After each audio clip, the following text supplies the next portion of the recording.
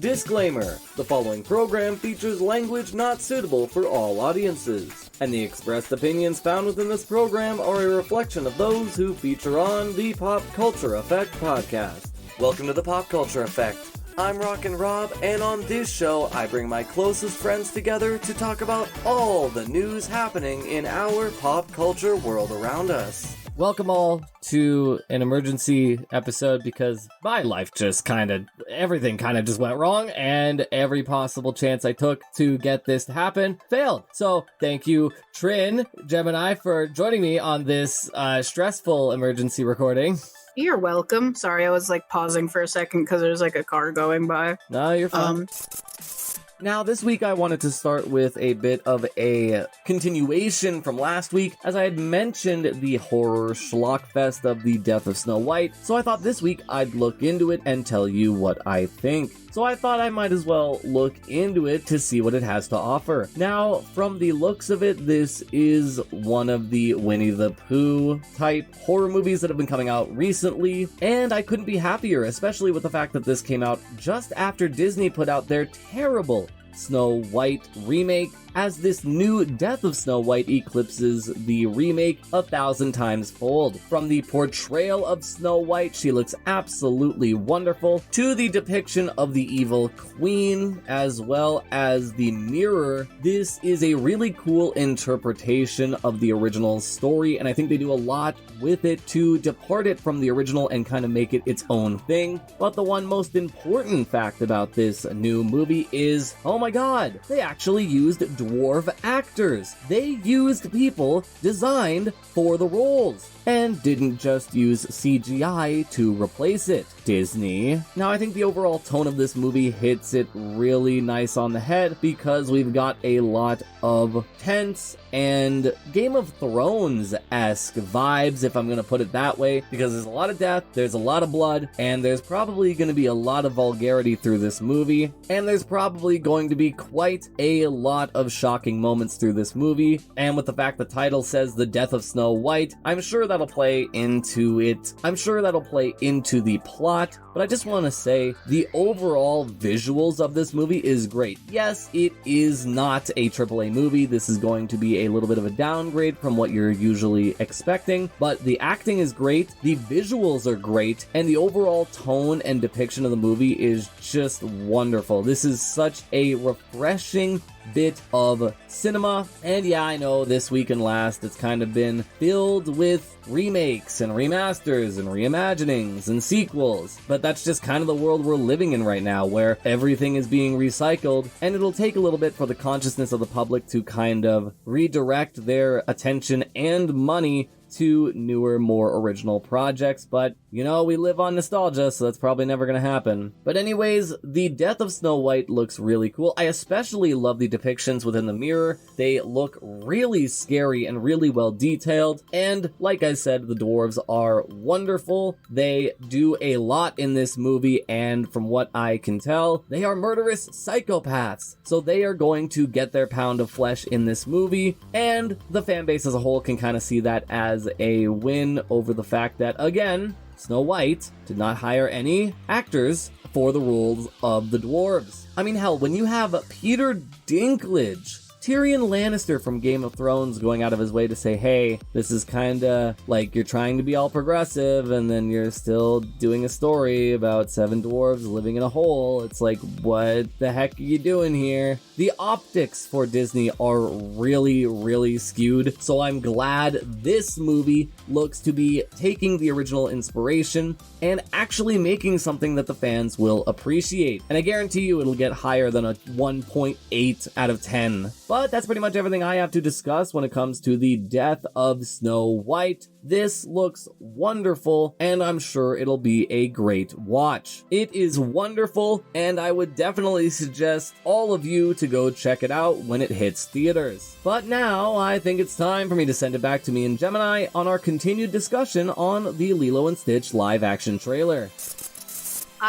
This is gonna get me into a can of worms, and I'm very sorry, Robbie. You're fine. Go ahead. You can cut it out if you want during editing if you feel like it's not a good thing to talk about and rant about, but I want to. I'll keep it in. I feel like I keep in whatever unless it is something actually you guys do not want to be in the episode. It's just more like it's a bit of a hot button thing, so that's why I'm going to leave it up to you. Anyway. Hell, our third episode talked about the Jonathan Majors case. I think we're okay. Fair enough. Anyway, so here's the thing. I am all for representation. I love it. As someone who is of a mixed heritage, for some people, it is very hard to find proper representation. However, representation for the sake of it is where it gets shitty. I am sorry. If there is a character that has been pre-established with a design in multiple different ways of looking a specific way, at least in its base formula, do not change that base formula. A prime example is Snow White, and I know I brought it up, but that's because this stinker just came out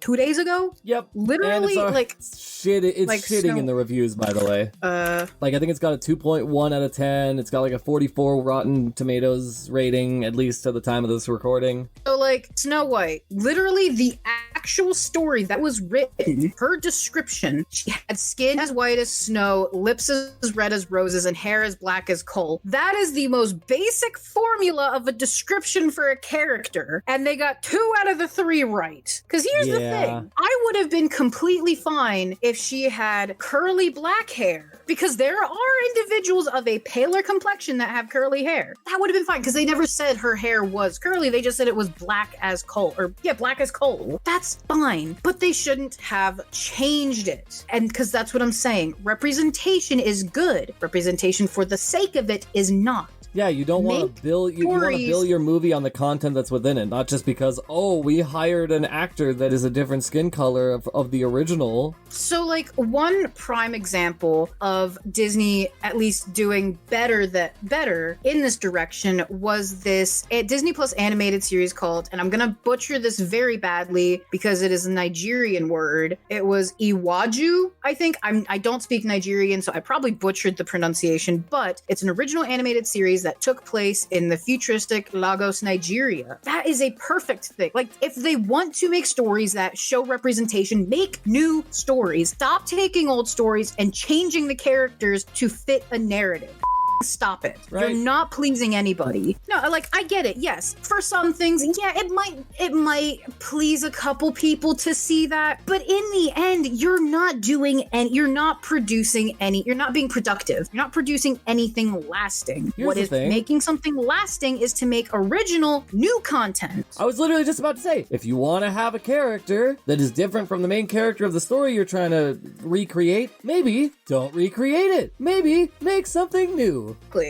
I am all for the representation of other people. Iwaju, I watched it. It was a very good show. It was very cute, very powerful story. It was about a little girl and essentially undercovering secrets and danger on her island, and it was a very good story. It was beautiful, and they were all black characters, and it was beautiful. It was a beautiful show. I would be perfectly content if Disney wanted to make a show that was all about people who are Southeast Asian, who are, I don't know, Indian, I don't know, any other, that's completely fine. Russian. There's a lot of cultures in this world, Korean, whatever, but make it new. I'm sick and tired of seeing old shit being recycled. Sick and tired. That's the problem we always face when this conversation comes up, Gemini. New stuff doesn't sell. Old stuff does, because we're on a carousel of nostalgia and we can't get off. Does it really, though? Well, Encanto dolls sold well. Frozen dolls, when they first came out, sold well. But for instance, Invincible, that's doing great. To being a great new show, and I could go into The Boys and all the other new content and media that is coming out, but when we're talking about Hollywood's a completely different ballgame. They only care about putting out stuff that they will get the highest yield from. And when you have Elio that just had a trailer come out, it's probably not going to do as good as Toy Story 5, And I'm not even comparing both the movies on a story basis. I'm just saying, people are more likely to go to the thing they know than to try out something new. And that's the the horrible, disheartening thing about it, because all these independent artists and filmmakers want to make new shit, but their shit's always rejected because the companies want to go for the old. The companies are only doing the old because they don't give people the option for new. If they just decided to cut it and only produce new things, people are gonna cave and they'll watch it eventually. I mean, for God's sakes, you'll at the very least get kids watching it. Jesus Christ. I mean, a kid's movie comes out and most kids are gonna be like, I wanna see that because that looks cool. Mommy and daddy are gonna be like, okay, little Timmy. Like, Yup, it's the cycle we all face. But the important thing is that all we gotta do is just not see it. Or, I hope, maybe on the alternative that we do see it, we give it a shit enough review, and Disney looks at that 2 point whatever out of 10 for their latest Snow White movie, and then they're like, this is like the 7th time this has happened where we've put out a live action movie and it's shit the box office. Maybe we should change our strategy a little bit. I think a lot of also what they're doing is, as you stated with the nostalgia thing, they are banking on the older generation, mostly like our generation, slightly older, so like millennials and like young Gen Xers. They are banking these people are going to come flocking, and some of them do. I know a couple of Disney adults, as we'll so lovingly call them, who eat this shit up, and it's tragic. It is very tragic because I will admit I fall into the sorry, Jesus, that Pepsi's coming back for vengeance. Anyway, my Snappus. Anyway, and I can't say I am without fault. I am. I also eat that. I'd stop myself from calling it something else. I also fall very harsh victim to just gobbling that slop that they just throw in my trough, like the obedient little pig that I am. I just happily eat that shit up with a lot of things. We are all victim to it, and it's a tragedy. I just wish that they would stop this. I want them to stop too, but I think the only way we will make them stop is if we stop supporting and putting our money towards all these franchises that just need to die. At the very least, I hope they learn to change. They won't, but we can have hope. To coincide with our back-to-back Lilo and Stitch episodes, I want to provide back-to-back addendums following last week. Now, I know this has absolutely nothing to do with what we've been talking about this or last week, but I absolutely could not help myself because we've got another update for Final Destination Bloodlines, as there was a full-ass trailer that finally answered the question, what happens when you survive death, go on to live for years, and have a family that was never meant to exist? Now, the other noteworthy aspect of this movie is that the late Tony Todd will make a post-mortis appearance in this movie as Death, as he was able to film his participation in the movie before his passing. And with what I'm about to say, I mean with all due respect to the family and friends of Tony, and it may be a little bit morbid to say, but it is really cool that his last role in life will be as Death. Rest in peace, Tony Todd. But honestly, Bloodlines has a really cool concept, and I definitely will be back to discuss it once the movie comes out on May 16th. Damn, 3 days away from a Kane WWE meme. Beware May 19th, or I guess 16th in this case. It's just really funny that this was the time I chose to talk about Lilo and Stitch when it's surrounded by me also talking about Happy Gilmore 2 and Freakier Friday. It's just a reboot-a-thon of an episode this week. And I'd honestly hate to interject again, but I find it even funnier because this was last week, and now I even have the death of Snow White in this episode, but at least a little bit later on, we will have something a little bit new to talk about. Sorry, what was that last one? Oh, Freakier Friday? Lindsay Lohan and... Don't tell me they rebooted Freaky Friday. Oh yeah, they did. Why? The original was so good. It's with 4 people. 4 people get body swapped now. Dude, I just rewatched The Parent Trap slightly on Saturday. I forgot how good of a movie it was. And you want to know the funny thing? This is when Disney actually used to do reboots good. Right. Parent Trap from the Lindsay Lohan reboot from, what was that, 1996? Because I realized what year it came out, and I almost had a old woman heart attack, an old goblin heart attack. Parent Trap. I'm double checking the year it came out. So that came out in 1998, a year after I was born. So that'll be 26 years old. Yeah, 26 years old. This was an update of a 1961 movie. This is when Disney actually used to do reboots good, because that's a thing. I don't know if the original was a Disney movie or not. Let me double check. Was. Interesting. Second of 6 films Mills made for Disney. So I guess tragically, I mean, Disney has been doing this for a long time of rebooting their movies, but this was a live action to begin with. See, that's what I want to see more of. I want to see more of live actions be translated into animated series or movies. This one was live action to begin with. Yeah, like Everybody Hates Chris. That got a great remastered, quote-unquote, sequel series. And it's animated, and it's great. I think what they should do is, rather than doing these, like, animated to live action, why don't they go back to some of their older live action movies and give them, like, a polish? Yeah, they're, like, yes, they're still rebooting and they're still redoing. It's shit. They should just do newer stories, but in the end, it is very difficult to create new content, and you will have to recycle things. That is true. You know, that is something that does end up but there's a point. There's a point where you got to be like, all right, let's not focus our entire current model of our company on the model that we had 20 years ago. Yeah. So, like, I honestly, I would love to see Disney do reboots of their old Disney originals. Ooh, that'd be nice. I'd like that. So, like, let me pull up a list. Because there were a lot of Disney original movies, and by Disney, like, these were, like, back in, like, the 80s, like 80s to 90s, those Disney originals, dude, when some of those came on, that was a good night. That was a good night.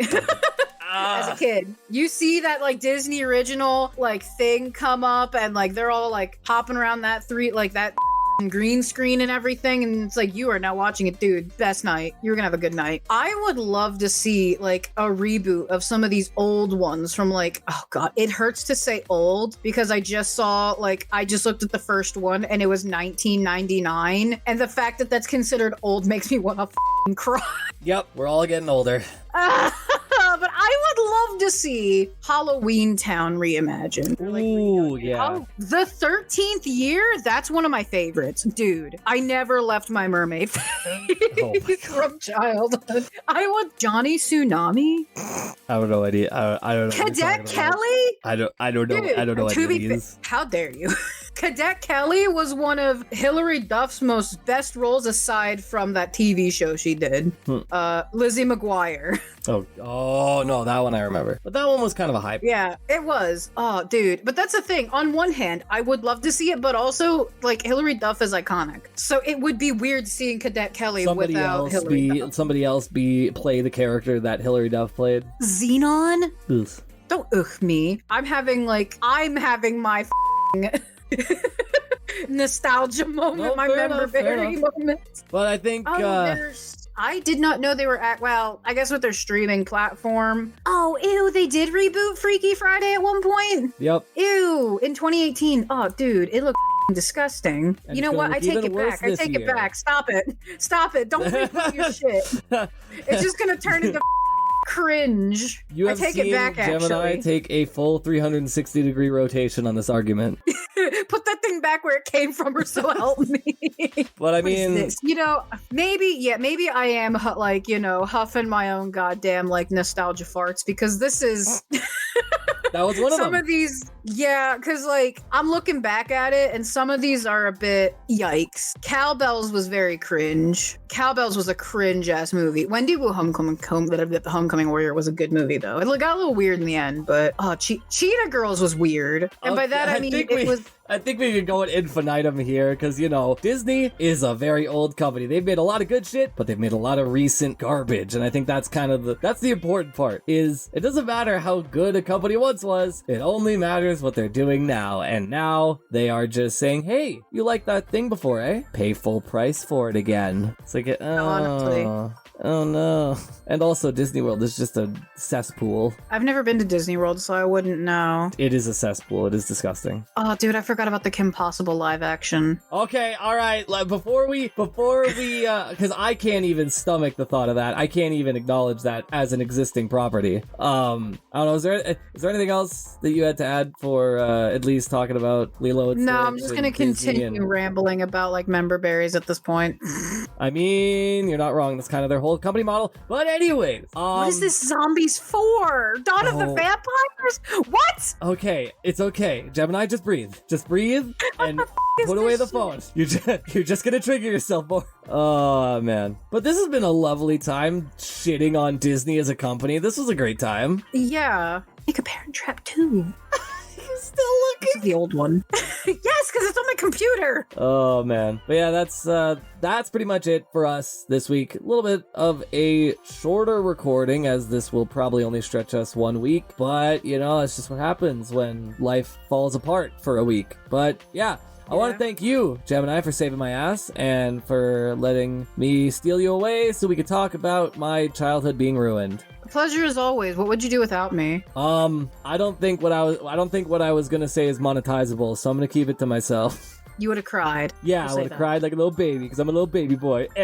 You are. Why is the fly considered a sea also in the 13th year? Jesus Christ, Trit. But that's all for us this week. The kids who... Never mind. No. If you want, go ahead. The fly, is that the one with the kids who go on the island and they fight each other for food? I don't know.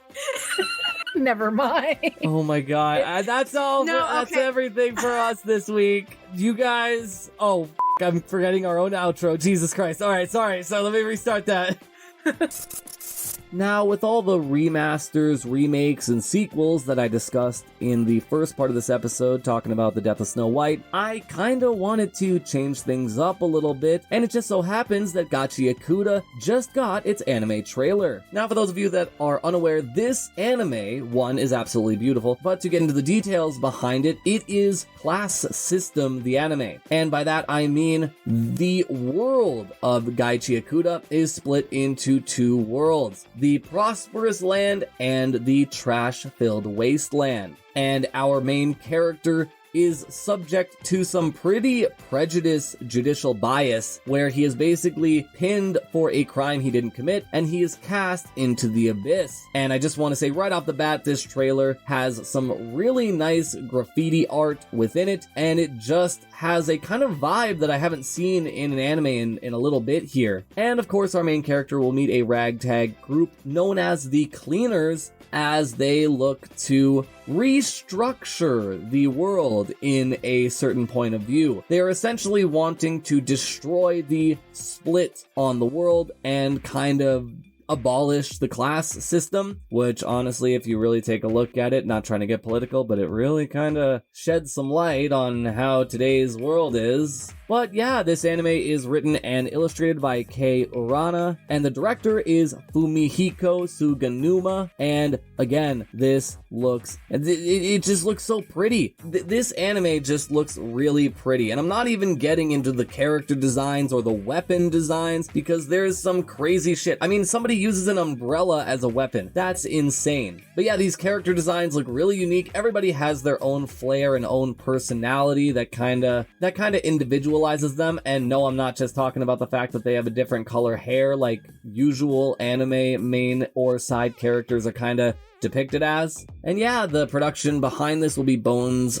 Film, and genuinely, I cannot wait for this to come out, as it's set to come out later in July. But yeah, this, I can't even, like, just the visuals, just the way they portray the world, from the aesthetics of the town, to the aesthetics of the wasteland, to the beginning where we just see the most amount of judicial bias, like I said. It looks like something straight out of, like, Vinland Saga, or I can't even think, like, some wasteland anime. And all I want to see is the main character and the Cleaners kill every single person that has created this world. Now, to talk a little bit more about the Cleaners, their whole job in the wasteland is to kill off all of the monsters that have grown, because, you know, when you fill a wasteland with all the shit you don't want in a quote-unquote perfect society, eventually some weird shit is gonna happen, and that's kind of what the Cleaners are there for. But after they meet the main character, I would assume that their whole trajectory is gonna change from cleaning up the wasteland to,